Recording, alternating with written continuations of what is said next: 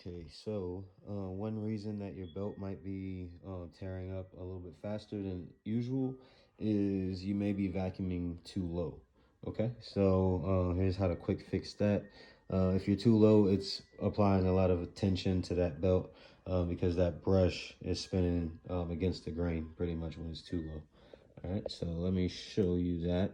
First, we have it plugged in. So now we're gonna listen for a sound change. Sound change, tremendous sound change, like a really high pitch hum, means that your Kirby is at the proper height adjustment for your type of carpet. All right, so not necessarily the same amount of clicks for each carpet, and you're gonna hear that hum, but you're just gonna listen for it, and then one more click down will make sure that you're good to go. All right, so we'll turn it on and we'll listen for that tremendous sound change first. Right